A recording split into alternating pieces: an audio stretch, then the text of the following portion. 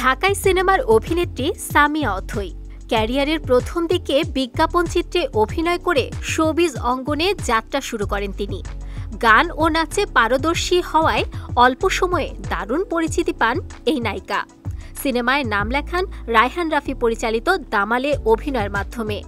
এর আগে নাটক, ওয়েব সিনেমায় অভিনয় দিয়ে দর্শকদের নজর কাড়েন এ লাস্যময়ী। অথই অভিনয় জীবনের আদর্শ মানেন জনপ্রিয় অভিনেত্রী সুবর্ণা মুস্তফাকে। সম্প্রতি গণমাধ্যমে দেয়া এক সাক্ষাৎকারে সামিয়া অথই বলেন, আমার আদর্শ সুবর্ণা মুস্তফা আপা।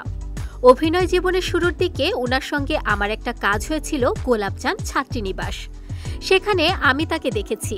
আমি জানি না তিনি ব্যক্তি হিসেবে কেমন, তবে প্রথম যখন দেখেছিলাম তার ব্যক্তিত্ব আমার খুব ভালো লেগেছিল। এদিকে অথয়ের সৌন্দর্যের বুঁদ হয়ে আছেন লাখো ভক্ত অনুরাগীরা। অনেকে তার রূপের প্রশংসা করে বলেন, বলিউড অভিনেত্রী মাধুরী দীক্ষিতের মতো দেখতে তিনি। সাক্ষাৎকারে কথায় কথায় সে কথাও তুলে ধরে অথই। তিনি বলেন, ফেসবুকে আমার ছবি দেখে অনেকে বলেন আমার চেহারা নাকি মাধুরী দীক্ষিতের মতো দেখতে। সবশেষ অভিনেত্রী বলেন, আমি চাই আমার নিজস্বতা তৈরি হোক, আমাকে আমার মতোই লাগুক, সবাই অথই নামে জানুক।